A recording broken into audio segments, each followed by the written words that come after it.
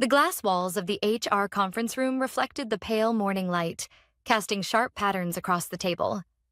I sat at one end, calm, composed, while across from me, the HR manager and my direct supervisor exchanged that rehearsed corporate expression.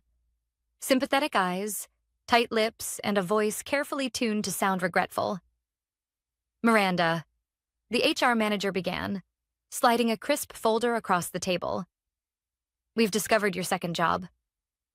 For a moment, I didn't move. My pulse didn't even quicken. I'd known this was coming, just not this soon. "Our internal compliance team found external employment records," she continued, voice steady but cold. "It's a clear violation of your contract. You've been working elsewhere while employed here." Beside her, my manager, Eric, crossed his arms and leaned back, pretending to look disappointed. "You know we have a zero-tolerance policy for this sort of thing." I nodded once, silently. "We'll need your signature here," HR said, pushing the termination letter toward me. "Your employment is terminated, effective immediately." I took the pen without hesitation. The silence stretched between us, heavy and expectant. They wanted me to fight back, to protest, to beg, to explain. But instead, I smiled, signed my name in calm, deliberate strokes, and placed the pen back on the table. Then I looked up at them and said, "Good. Then I can finally focus on one." Eric's brow furrowed. HR blinked. They didn't understand. Not yet. "What do you mean by that?" HR asked, her tone slipping from professional to cautious curiosity. "Exactly what I said," I replied. "One job." I stood, smoothed my blazer, and pushed the folder back across the table. "Thank you for the opportunity." They watched me walk out, expecting a meltdown, maybe even tears. Instead, I gave them a polite nod, as if I'd just finished a routine meeting. They had no idea what my second job really was. As the security guard escorted me to my desk, my colleagues whispered behind their monitors. No one asked questions out loud, but I could feel the weight of their stares. In the sterile world of corporate finance, gossip traveled faster than data. "Did you hear?" HR caught her moonlighting. Someone murmured, "Can you believe it?" She seemed so dedicated I ignored them all, packing my few personal belongings into a small box. My favorite ceramic mug, a notebook filled with sketches of process maps, a framed photo of my mother. The guard didn't say a word as he walked me through the lobby. He just pressed the elevator button and stared ahead. When the doors opened to the bright morning outside, the spring air felt cleaner than it had in years. I took a deep breath. Freedom. Not the kind they thought they were giving me, but the kind I'd been waiting for. 2 years ago, when I joined Harmon and Vexler Financial, I believed I'd finally made it. Stable salary, corner office, a future that looked promising. I worked late nights, fixed others' mistakes, trained new hires. When the firm's client database nearly crashed, I stayed up for 48 hours to save it. The partners thanked me publicly at the next staff meeting. "Miranda's dedication is unmatched," they said. 2 weeks later, Eric, my manager, took the credit in front of a client and earned himself a promotion. That was the first time I understood how things really worked there. I stayed silent, smiled, and kept working. But quietly, I started preparing. My second job wasn't with another employer. It wasn't moonlighting at all. It was the business I'd been building from my own designs. Software that streamlined financial auditing, the very system Harmon and Vexler depended on but refused to modernize. When I'd pitched the idea to them 18 months ago, they'd laughed. "It's too ambitious," Eric said.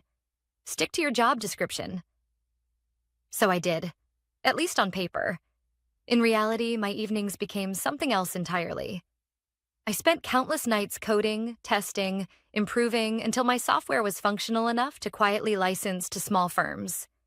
By the time HR called me in, 10 of those firms were already using it under a different name, LumaTrack Systems. My second job was the company that was about to change my entire life. When I reached my car, my phone buzzed. A single text lit up the screen. From Daniel, LumaTrack co-founder. "Client demo confirmed. 2 p.m. sharp. I typed back, "I'll be there.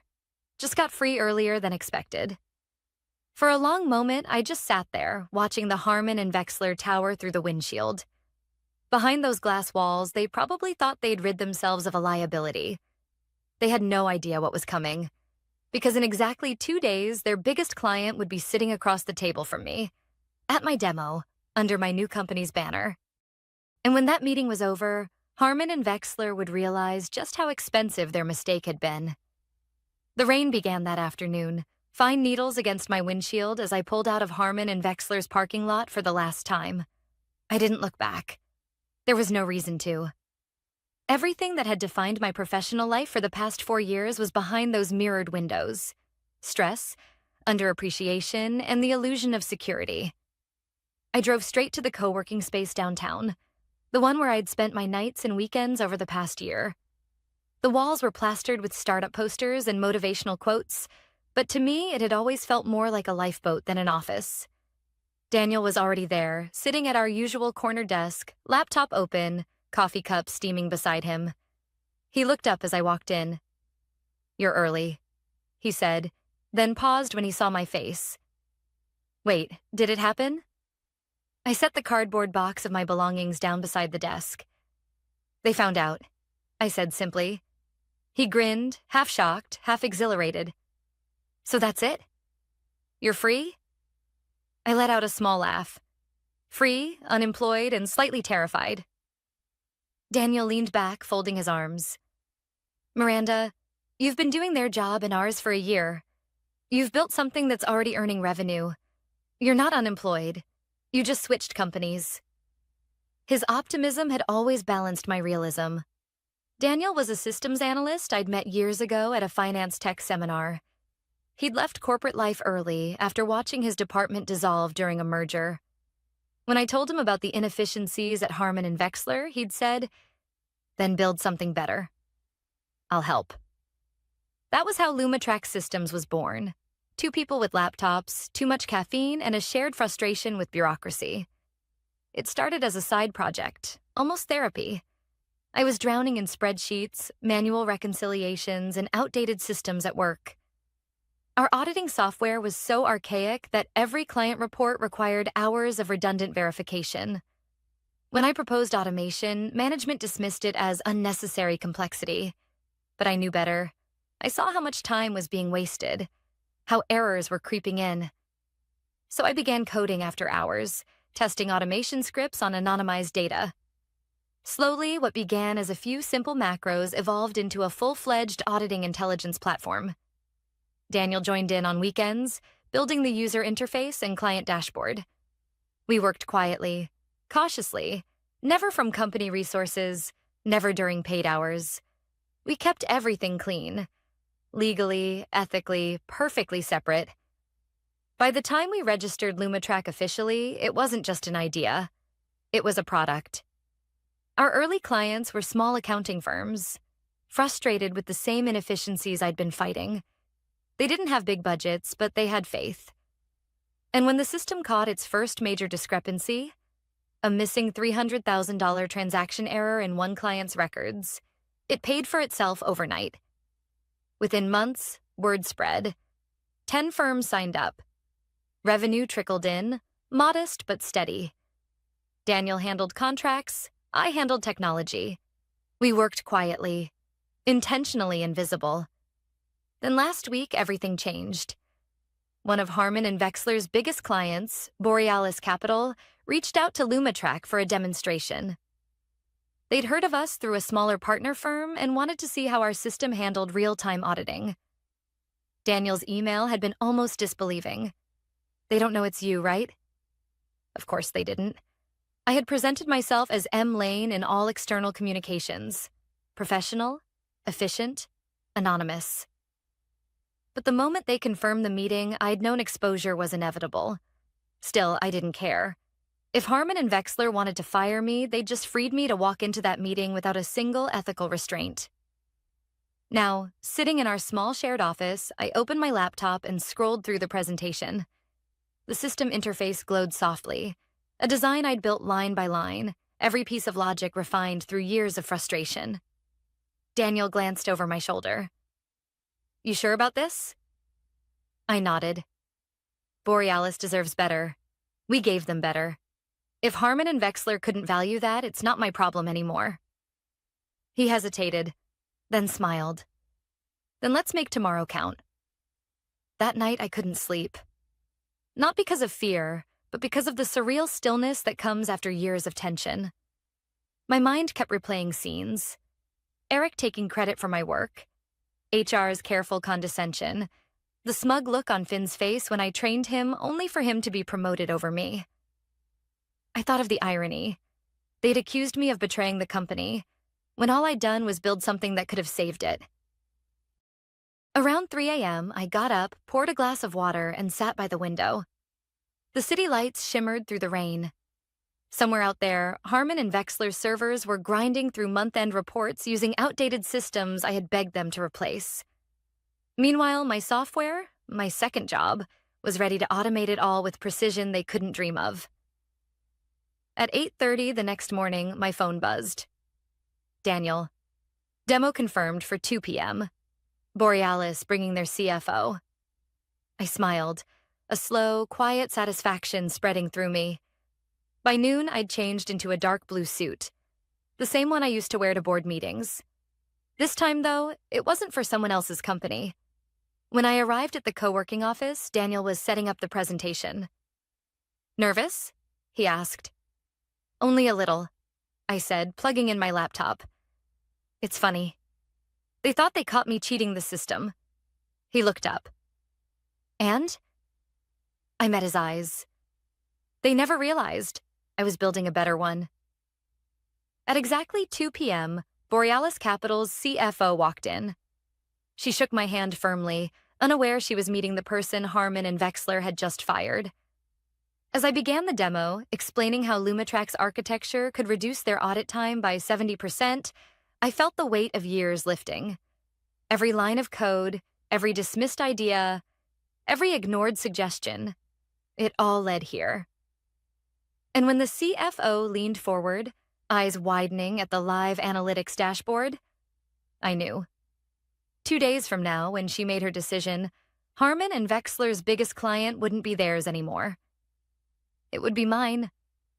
The conference room at the co-working space smelled faintly of coffee and printer ink. Our logo, Lumitrak Systems, flickered on the wall-mounted screen, simple and professional. Daniel adjusted the projector one last time while I checked the presentation slides on my laptop. Everything was ready. When Borealis Capital's team entered, their energy filled the room instantly. Sharp suits, crisp handshakes, a mix of curiosity and fatigue. They'd spent months fighting through Harmon and Vexler's outdated systems, and it showed. Thank you for meeting us on short notice, said the CFO, a composed woman in her 40s named Margaret Price. Her voice carried the calm authority of someone used to having every answer. We've heard about your software from 2 of our partner firms. They claim it's changed their workflow entirely. I smiled. We like to think we make complexity simple. She nodded, taking a seat. Then let's see what you've built. I clicked to the first slide. On the screen, datasets appeared. Columns of anonymized financial entries that shifted as the system ran. Lumitrak automates the reconciliation process by identifying irregularities in real time, I began. Where traditional audits depend on manual cross-referencing, our AI-assisted model identifies anomalies across multiple ledgers simultaneously. Margaret leaned forward slightly. And this works with existing infrastructures? Yes, I said. That's what makes it different. We designed it to integrate with legacy systems instead of replacing them. Daniel chimed in. Implementation usually takes less than 48 hours. You won't have to rebuild your data architecture. Her eyebrows lifted. 48 hours? I nodded. We've done it 10 times already. The demo continued for nearly an hour. I walked them through every function. The live error tracking, instant verification dashboard, automated audit trail. Each question from Borealis's team was met with evidence, data, and examples. And with each answer, their skepticism softened into interest. Then I clicked to the final slide. Here's a live simulation, I said, opening a secure demo environment. Let's run your sample data. Margaret handed me a flash drive. This includes anonymized files from our last quarter's records. Show us what you can do. I inserted the drive, loaded the data, and pressed run. For 30 seconds, the room was silent except for the faint hum of the laptop. Then the dashboard populated, highlighting discrepancies across multiple divisions. A red flag appeared beside an entry marked Asset Transfer Division 3. Margaret frowned. Wait, that's not supposed to be there. I clicked on the flagged item. This transfer was logged twice. Once as an internal reallocation, once as a new asset acquisition. The system recognized it as a potential duplication worth $1.4 million. Her jaw tightened. We missed that in our manual audit. It's easy to miss, I said gently. Your previous system doesn't cross-verify subledgers. Luma tracked as she exchanged a look with her deputy. The atmosphere shifted. The cautious curiosity now replaced by alert, impressed focus. When the simulation ended, Margaret turned to her team. This is cleaner than anything we've seen in months. I felt Daniel's glance, but I kept my composure.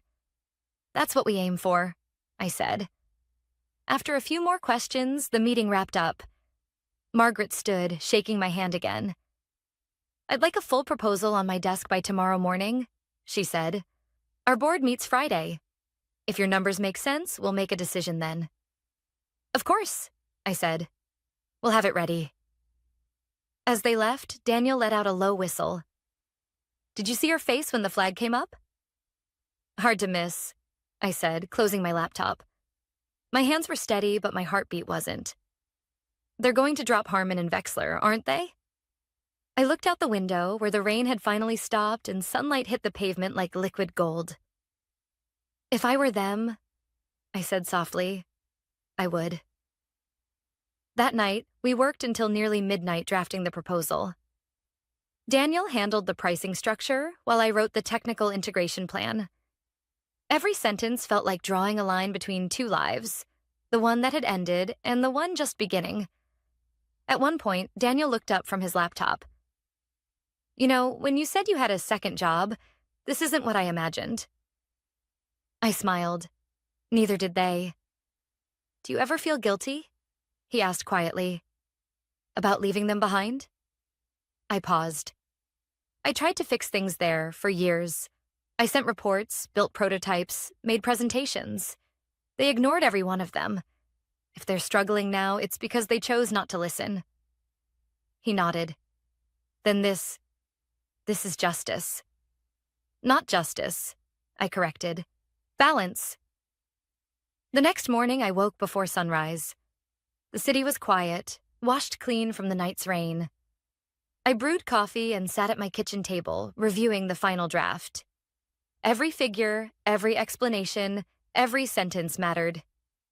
At 8:47 a.m., I clicked send. The proposal to Borealis Capital was gone. My old employer's largest account was now one decision away from leaving them for me. I leaned back, exhaling slowly. Years of exhaustion and humiliation condensed into one sharp, exhilarating moment of peace. At noon, my phone buzzed with a new email notification. From Margaret Price. I opened it immediately. Thank you for the presentation, Miranda. The board was impressed. We're evaluating terms and will reach a decision within 48 hours. 48 hours. 2 days. I reread the message twice before setting my phone down. 2 days from now, the same people who had called me a liability would realize the truth. My second job wasn't competition. It was evolution, and they'd fired the very person who could have led them into the future. I thought of Eric, sitting in his office, probably bragging about how he'd handled the Miranda situation. I imagined his face when Borealis called to terminate their contract. The irony would be perfect. I smiled, finished my coffee, and whispered to the empty apartment. Tick-tock. The countdown had begun. The next 2 days moved in slow motion, like the quiet before a storm. Every hour felt heavier than the one before. The email from Borealis sat pinned at the top of my inbox, and though I told myself to stay calm, I couldn't stop checking for updates. By Wednesday morning, 24 hours had passed since the demo. Daniel and I were back at the co-working space, laptops open, pretending to focus on smaller client requests. But we both knew our attention was elsewhere. At 9:10 a.m., Daniel broke the silence. "You think they've already decided?" I looked up from my screen. "If they have, we'll hear soon. The board meets this afternoon." He nodded but kept tapping his pen. "You realize if Borealis signs, everything changes. We'll need staff, infrastructure, full-time support." "I know," I said. "It's strange. For years, I fought to prove my worth to people who never cared. Now I might have to prove it to myself."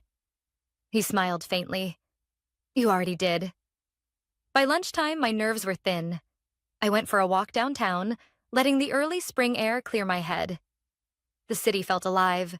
People in suits rushing to lunch meetings, students laughing by cafe windows, construction sounds echoing between buildings. For the first time in months, I wasn't running late or under pressure. I was simply waiting for a decision that could rewrite my life. When I returned to the office, Daniel was standing by the window, phone in hand, face unreadable. "Who is that?" I asked. He turned slowly, eyes wide. "Borealis. They called me directly." My stomach tightened. "And?" He grinned. "They're in. Full contract. They're moving their entire auditing division to Lumatrack. Effective immediately." For a few seconds, I couldn't speak. The words hung in the air, echoing between us.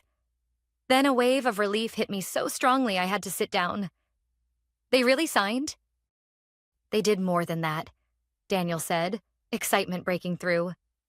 "They want a long-term partnership. 2-year renewable agreement, and they want you to lead the transition personally." I laughed, half from shock, half from disbelief. "They don't even realize what this means for Harmon and Vexler."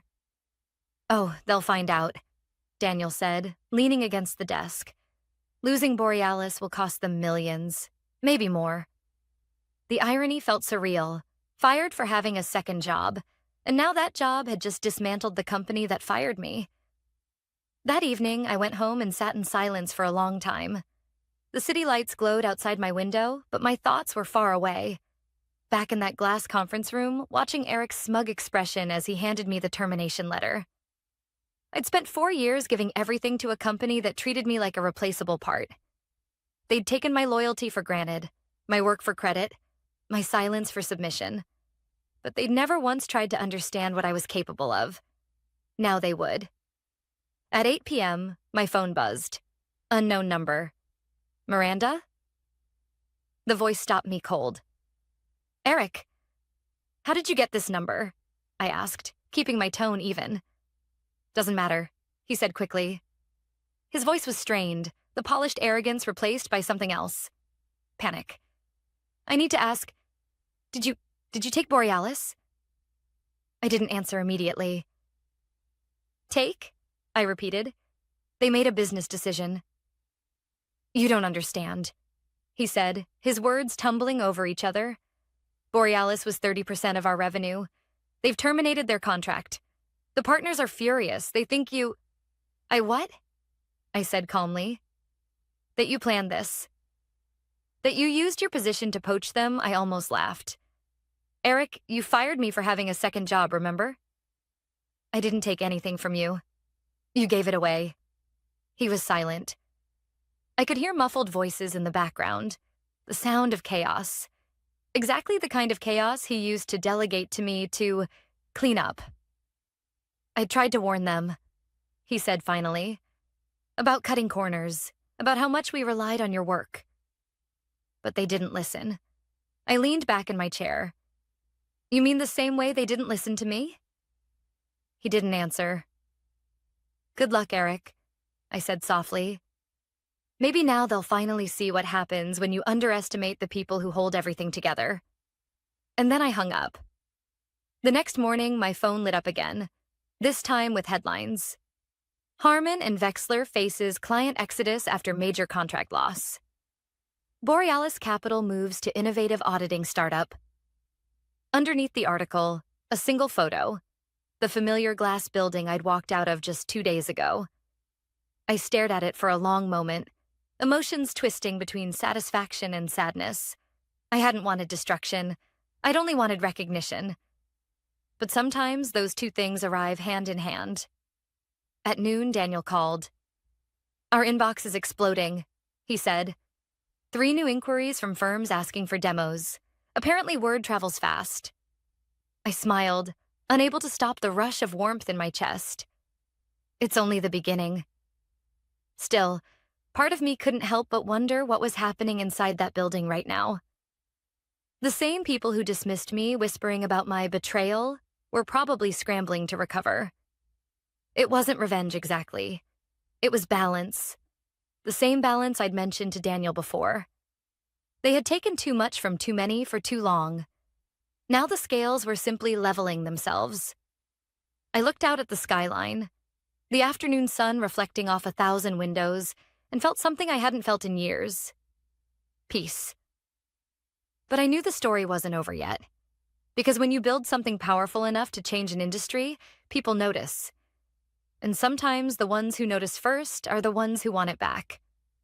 By Friday morning, the air in the co-working space buzzed with quiet disbelief. Overnight, 3 more companies had reached out for demos, each citing the same phrase. "We heard what happened with Borealis." Daniel walked in holding 2 coffees and a newspaper folded under his arm. "Front page," he said, dropping it onto my desk. The headline read, "Former employee startup overtakes her previous firm in landmark deal." Below it, a photo of me from the Borealis demo, standing by the presentation screen, smiling slightly, unaware someone had captured the moment. My old employer's logo blurred faintly in the reflection behind me. I stared at it for a long time. "That's surreal," I murmured. "You earned it," Daniel said. "They underestimated you, and now the world knows it." Still, I felt a strange mix of pride and melancholy. Vindication rarely arrives without a hint of loss. I hadn't built Lumitrack to destroy anyone. I'd built it because I believed in something better. Harmon and Vexler had just refused to see it. By noon, our inbox overflowed with partnership requests. One email caught my eye. Subject line, "Meeting request from Harmon and Vexler Executive Office." For a moment, I just stared at it. Then I opened it. "Miranda, this is Robert Lang, Managing Partner. I'd appreciate the chance to speak with you privately regarding possible collaboration. Please let me know your availability this afternoon."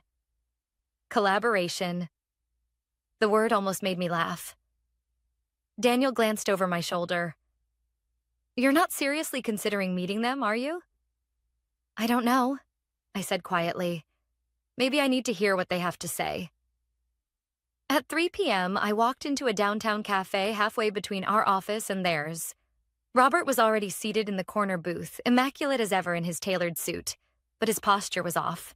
Shoulders slightly hunched, eyes tired. "Miranda," he greeted, forcing a polite smile. "Thank you for meeting me." I sat opposite him. "You said you wanted to talk about collaboration." He nodded slowly. "You've built something remarkable. Losing Borealis hit us hard, but I'll admit, it forced us to reevaluate how we treat our people. The partners. We mishandled things.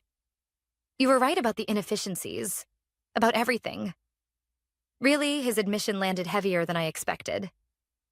"I tried to warn you," I said, keeping my tone even, not just once. He looked down at his coffee. "We were blind and arrogant." Then, glancing up, "We'd like to discuss a potential acquisition of Lumitrack. Or at least a licensing agreement." You name the terms, I almost smiled. "You fired me for having a second job, and now you want to buy it." He sighed. "We made a mistake." For a few seconds, I said nothing. The part of me that had endured years of being overlooked wanted to revel in this moment. To say something cutting, final. But another part, the one that had built Lumitrack from nothing, saw a bigger picture. "Robert, I said finally. I appreciate the offer. But I didn't build this to go back to what I left. We're doing things differently here, valuing people, not just profit. His eyes softened. You're not even going to consider it?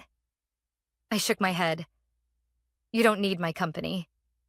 You need change. Start by listening to the people you still have. He exhaled slowly. Then at least allow me to apologize properly for how you were treated. I nodded once. Apology accepted. When I stood to leave, he rose too, extending his hand. Good luck, Miranda. You too, I said. You'll need it. Outside, the late afternoon light washed the city in gold. I walked the few blocks back to our office, my steps steady, unhurried. Inside, Daniel was on a call with a new potential client. He gave me a questioning look, and I mouthed, all good. When he hung up, he grinned. So? They wanted to buy us. He whistled. And you said? No. His grin widened. That's our Miranda. I laughed softly, the tension finally lifting. They'll be fine, I said. Or they won't. Either way, it's not my responsibility anymore. That evening, we gathered the small team we'd recently hired. 5 developers, 1 client manager, 1 data analyst. We ordered takeout and raised paper cups of sparkling water in our cramped little office. To the beginning, Daniel toasted. To second chances, I added. As everyone cheered, I looked around the room. The energy, the laughter, the shared excitement. It felt nothing like the sterile boardrooms I used to sit in. This was real. Later, after everyone left, I stayed behind, gazing out the window at the city skyline. My reflection stared back, tired but alive. I thought about the question HR had asked that morning they fired me. Why risk everything for a second job? The answer was simple now. Because that second job had never been a risk. Staying where I was, that had been the real gamble. I picked up my phone and drafted a short post for LumaTrack's company page. 2 days can change everything. Believe in your work even when others don't. Build quietly. Let results speak louder than explanations. I hit post, turned off the lights, and stood for a moment in the dark. Freedom didn't always come with fanfare. Sometimes it came in the form of a termination letter and a second job no one understood. I smiled, remembering my words in that HR room. Good, I'd said. Then I can finally focus on one. Now, as I locked the office door behind me, I finally knew what that meant. One company, one purpose, one life I built myself.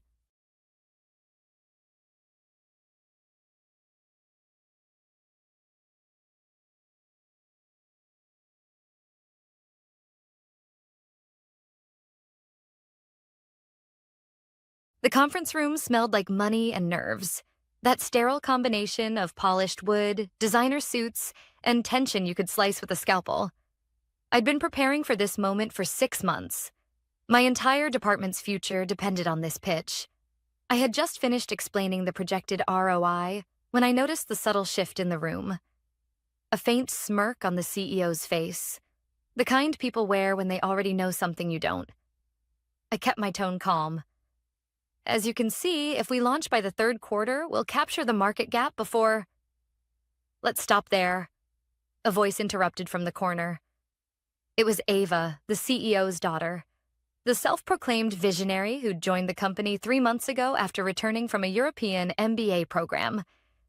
Her posture screamed confidence. Her voice dripped entitlement. Cancel this, she said casually, brushing an invisible thread from her silk blazer. We're funding my concept instead. The room went silent. For a moment, I thought I'd misheard. Then the CEO, her father, laughed softly. Well, I suppose that's one way to do it. Let's hear from Ava. The investors chuckled, as if this was a show they'd all been waiting for. I stood there frozen. My presentation, months of data, research, and sleepless nights, glowing uselessly on the screen behind me. Ava strutted to the front, plugged in her tablet, and with a few taps replaced my slides with hers. Jessica's proposal was solid. she began, throwing me a sugar-coated dagger of a smile. But my idea is future-facing. It leverages influencer-driven engagement and sustainability trends, things our brand desperately needs. I watched as my numbers, my graphs, even fragments of my phrasing appeared in her deck. Slightly rearranged, reworded, but unmistakably mine. No one said a word. Not one person in that boardroom looked surprised. The CEO leaned back, pride glowing in his eyes. "This is what leadership looks like," he said, clapping first.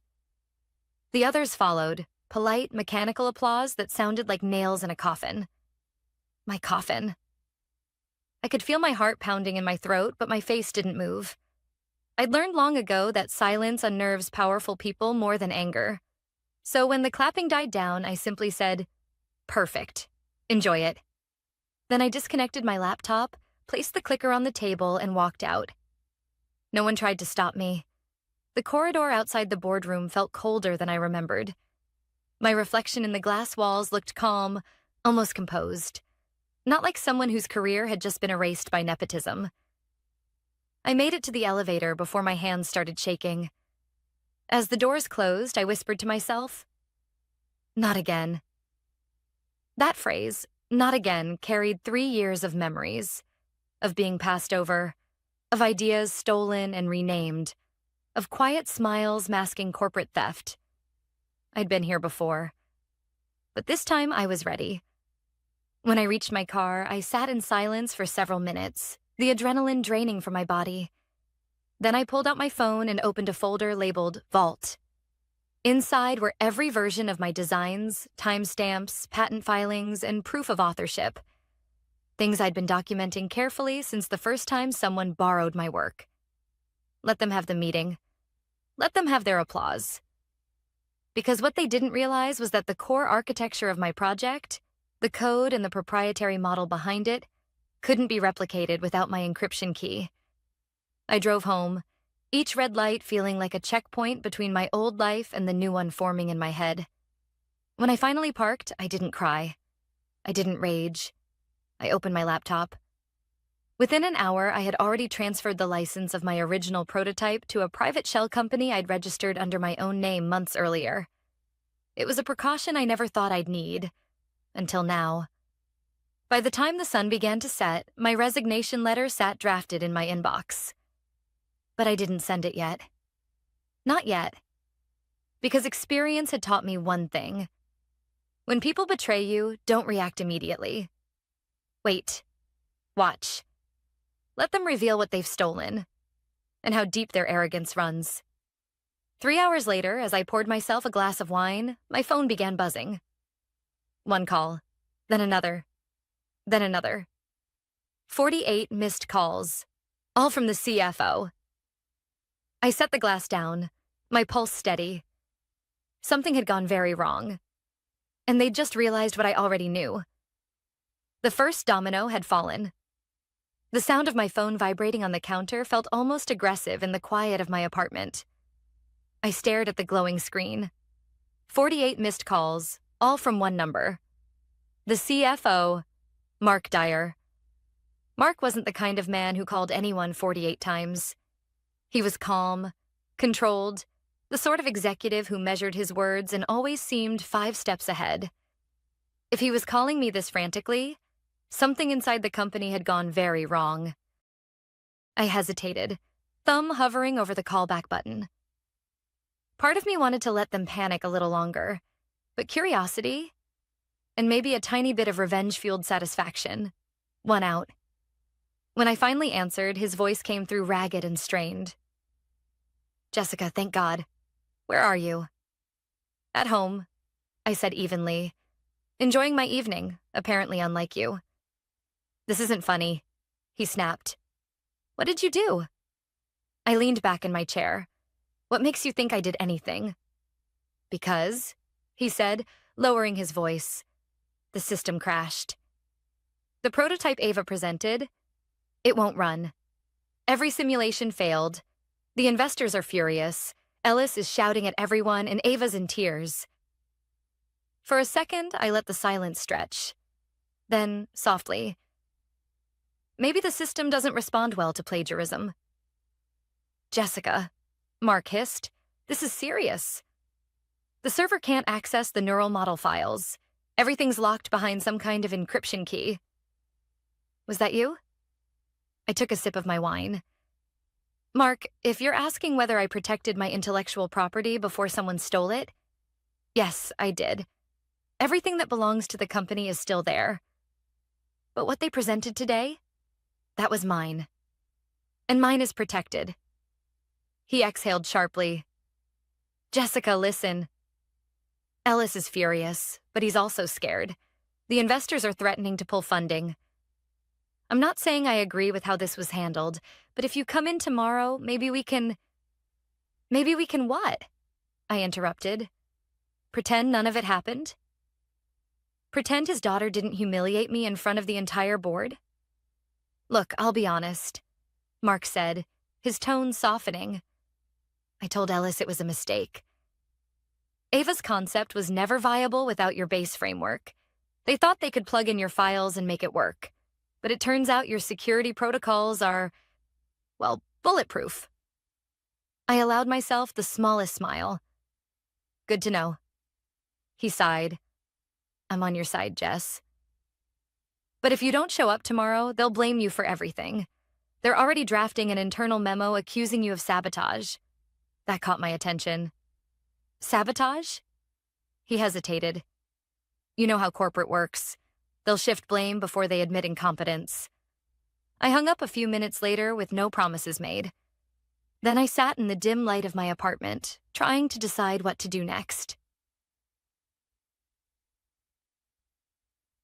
The next morning, I woke to a dozen new messages. Half were from coworkers, whispers of chaos spreading through the office. The other half were from numbers I didn't recognize. Probably reporters. Word always leaked faster than truth. By 8 a.m., I was standing outside the glass tower that had once felt like my dream. The company logo gleamed proudly on the building, but inside I could already see panic. People rushing between meeting rooms, phones pressed to ears, security standing awkwardly in the lobby. As I walked in, the receptionist looked up, startled. Jessica, I know, I said quietly, but I need to see Mr. Dyer. Mark met me in the lobby 10 minutes later. He looked exhausted, shirt wrinkled, tie loosened, eyes bloodshot. You shouldn't have come, he muttered. Ellis is on a warpath. Then let's not keep him waiting, I said. We rode the elevator in silence. The tension in the building was palpable, the kind that spreads when people sense the walls are cracking. When we reached the executive floor, voices echoed down the hall. Ellis was yelling. Do you have any idea what this looks like? He barked. The board's threatening an emergency review, and Kellen Ventures has frozen the funding until we provide results. Ava sat in the corner. Mascara streaked down her cheeks, her usual arrogance replaced by fear. When Ellis saw me, his face twisted. You. I hope you came to explain why my company is on fire? I didn't flinch. Your company's on fire because you handed a match to your daughter. Don't get clever, he snapped. Unlock the files. I folded my arms. Those files are encrypted because they contain intellectual property registered under my name. You presented my work without consent. I'm not breaking my own legal protection. Ava stood abruptly. You can't do this. We're family here, family? I said, my voice calm but sharp. You humiliated me in front of my peers, took my research and claimed it was yours. That's not family, that's theft. Ellis slammed his fist on the table. Enough. You think you can hold us hostage? I'll have my lawyers. Go ahead, I said. They'll love discovering the timestamps that prove every element of that project originated on my personal account. The one I legally backed up and patented 6 months ago. Mark's eyes widened slightly. He hadn't known that. For a long moment, no one spoke. Then Ellis's tone shifted. Quieter, but more dangerous. You're making a mistake, Jessica. You can't win against us. I met his stare. Then maybe it's time you learned what happens when people like you underestimate the ones who built your empire. Without waiting for a response, I turned and walked out. My heart was pounding, but my steps were steady. In the elevator, I checked my phone again. Another message from Mark flashed across the screen. The investors want to meet you. Privately. Noon. Don't tell Ellis, I exhaled slowly, staring at my reflection in the mirrored wall. For the first time in years, I didn't feel like the employee they could silence. I felt like the one writing the next chapter. The cafe across the street from headquarters had always been my quiet escape. A place where I could think clearly, away from the politics upstairs. But today, as I stepped inside, it felt more like neutral ground for a war negotiation. 3 of the company's investors were already seated in the back corner, their tailored suits and tense expressions making them impossible to miss. Mark was with them, and when he spotted me, he gave a subtle nod. Part relief, part warning. Jessica, said the man in the middle, extending his hand. I'm Richard Hale. You probably know who I am, I did. He wasn't just an investor. He was the majority stakeholder, the one person Ellis truly feared. Please sit, Richard said. His tone was calm, but his eyes were sharp. We need clarity. Quickly, I took a seat across from them, folding my hands on the table. I assume this is about the situation. Mark exhaled through his nose. That's one way to describe it. The company's lost access to every prototype file. The presentation Ava gave is falling apart. Investors are demanding answers. I looked at Richard. And what answers has Ellis given you so far? Richard's expression hardened. That you sabotaged the system and withheld critical data. I almost laughed. Of course he did. He leaned forward. Did you? No, I said simply. I protected my work. There's a difference. Every file that belongs to the company is still there, but the algorithm Ava tried to present wasn't theirs to begin with. Mark spoke carefully. Jessica, you understand how this looks from the outside. You walked out mid-meeting, the system failed hours later, and now Ellis is claiming you locked everything behind personal encryption. That encryption, I said evenly, was registered with our legal department months ago as part of my data protection protocol. Ellis approved it himself. That made them pause. Richard raised an eyebrow. You're saying Ellis signed off on the same system that's now preventing him from accessing your research? Exactly. Mark frowned. But the investors saw working results before Ava's presentation. How's that possible if the system was locked? I looked at him. Because those demonstrations ran through my access key. Once I resigned from the network, those authorizations expired automatically. Nothing malicious. Just standard cybersecurity procedure. Richard sat back, processing. So this collapse wasn't sabotage. It was consequence. Precisely. For a moment, no one spoke. Then Richard asked, Do you still have functional copies of your model? Yes, I said. Privately stored. Independently tested, and legally registered under my own name, Mark gave me a sharp look. You filed ownership independently? I nodded. After the first time one of my concepts got rebranded without credit, I decided to protect myself. Every design iteration since then has been logged and notarized. Ellis knew, but he didn't care. He assumed my loyalty would outweigh my self-preservation. Richard let out a low, humorless chuckle. Classic Ellis. Overconfidence wrapped in arrogance. He leaned forward again. Tell me something, Jessica. If you still control the working prototype, would you consider presenting it to us directly? Off the record, that caught me off guard. You mean, without the company? Correct, he said. We're not interested in drama. We're interested in results. Mark looked uneasy. Richard, are you sure that's... I'm sure, Richard interrupted. Ellis is spiraling. His daughter's meltdown yesterday was a PR disaster, and the board is already whispering about his removal. If Jessica's data can be verified, we may have a path forward that doesn't involve him. I hesitated. It was one thing to defend myself, another to expose the company's failures.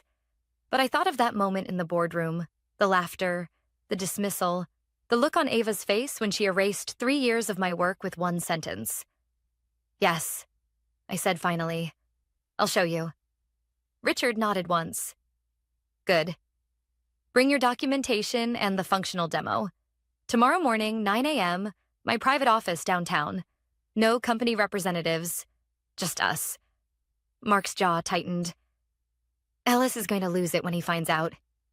Richard smirked. Then don't tell him until it's over. After the meeting, I sat alone in my car for a long time, the city noise muffled behind the glass. The logical part of me knew what this was, an opportunity to reclaim control. But another part of me, the part that still cared, felt something like grief. I had given that company everything, my ideas, my time, my loyalty, and they'd traded it for nepotism. That night, I barely slept. I went through every file, every lab note, every timestamp I'd ever saved. By 2 a.m., my small apartment looked like a command center. Folders spread across the table, laptop screens glowing with proof of everything I'd built. At 2:47 a.m., an email arrived from a blocked address. Subject: You think you've won? Body: You're playing with fire, Jessica. Don't forget who built your career. I stared at it for a full minute, then deleted it without replying. Because he was wrong. He hadn't built my career. I had. And tomorrow morning, I would prove it.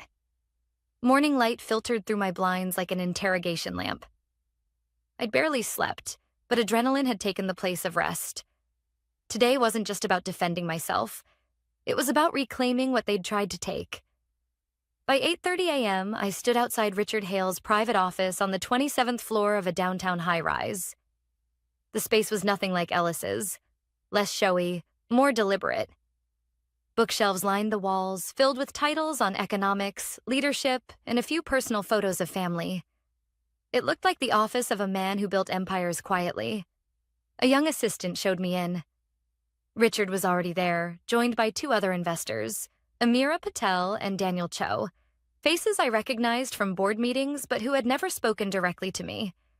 They greeted me politely, though I could sense skepticism beneath their professionalism. Good morning, Jessica, Richard said, gesturing toward the conference table. We appreciate you coming. Thank you for the opportunity, I replied. He nodded at my briefcase. You brought the documentation? I set it down, carefully arranging the stack of folders, flash drives, and legal certifications I'd assembled overnight. Everything you'll need to verify the research, timestamps, and patent registrations. All verified by independent counsel. Amira leaned forward. And the live demo? I took a slow breath. Ready. I opened my laptop and connected it to the monitor on the wall. The familiar interface came to life.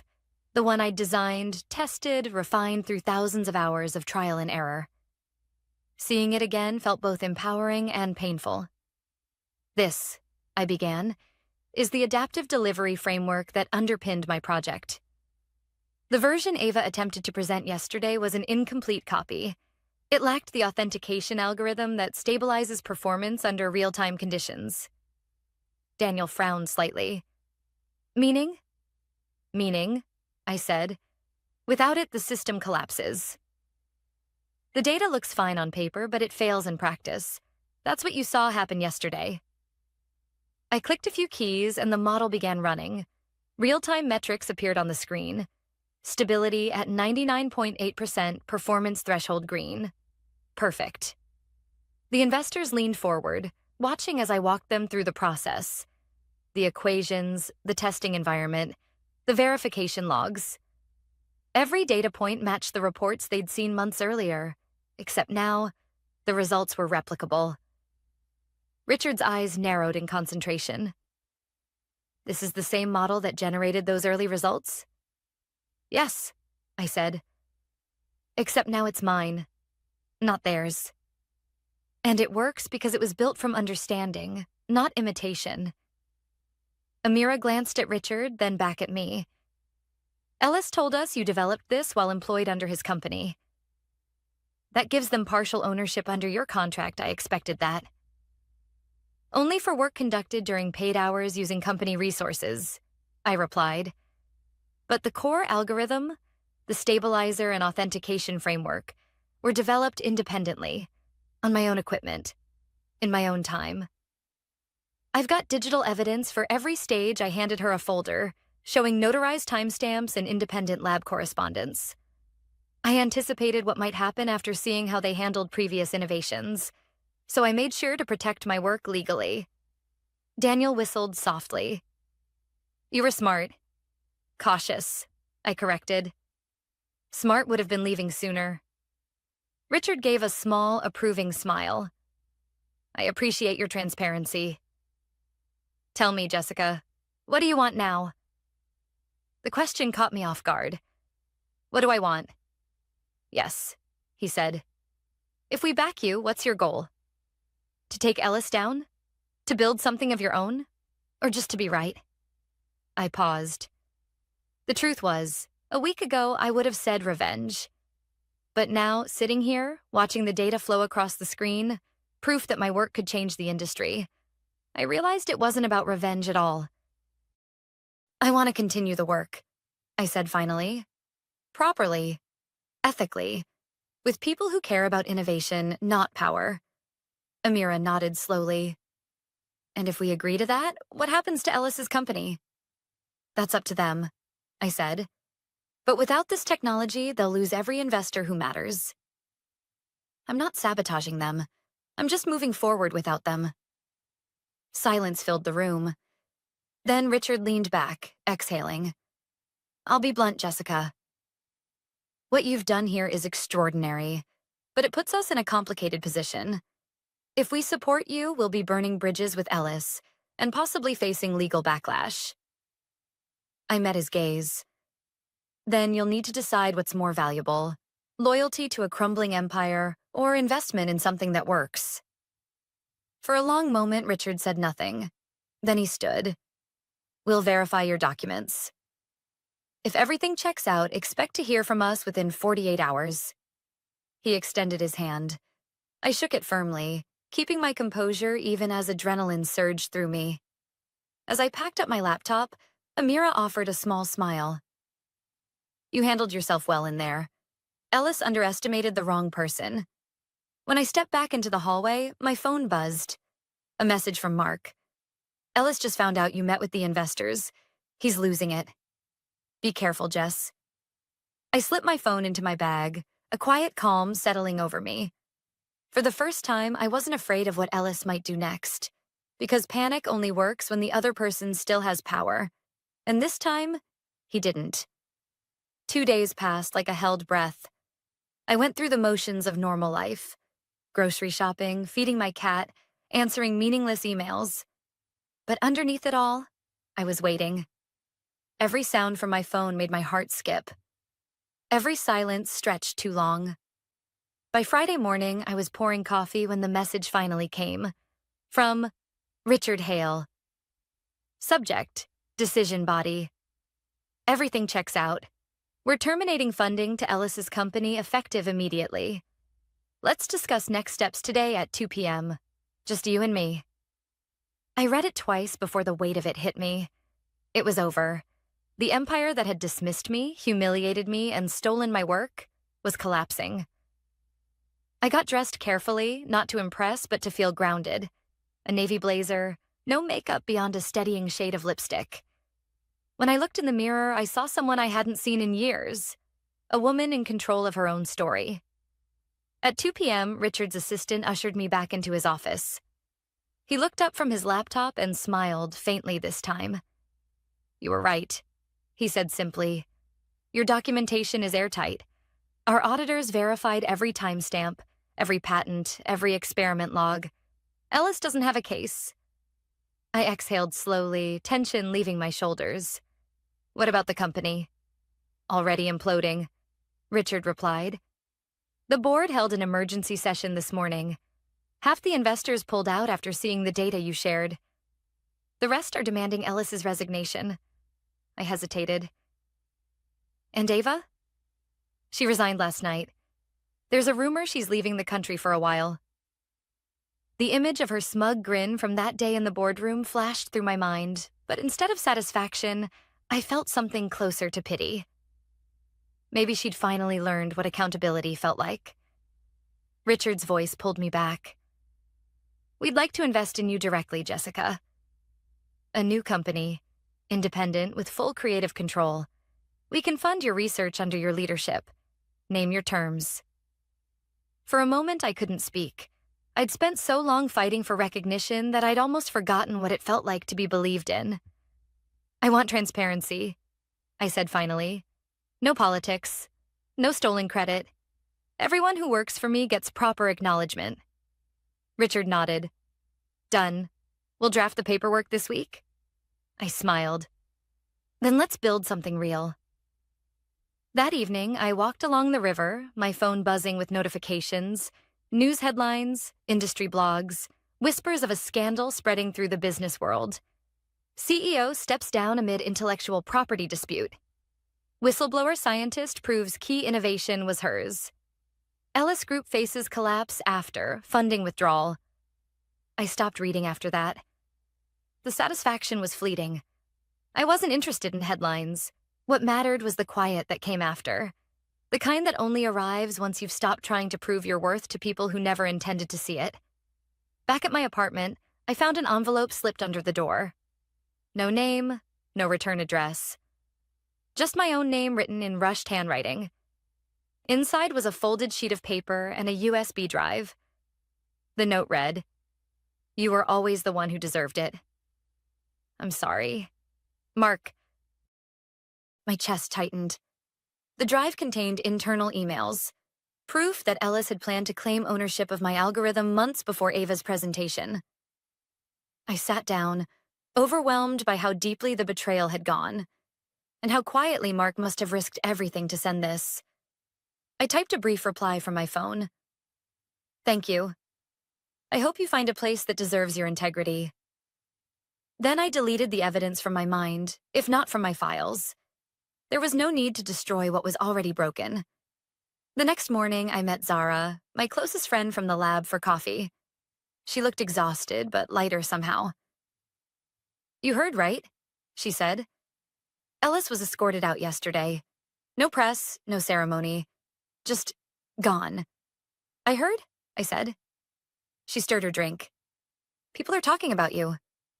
Some say you planned it all. Others say you got lucky. Maybe both, I said with a small smile. She reached across the table. So what now? I'm starting something new. My own lab, my own team. Zara's eyebrows lifted. You need another scientist? I laughed. Always. She grinned. Then count me in. For the first time in years, I felt something pure. Not anger, not relief, but peace.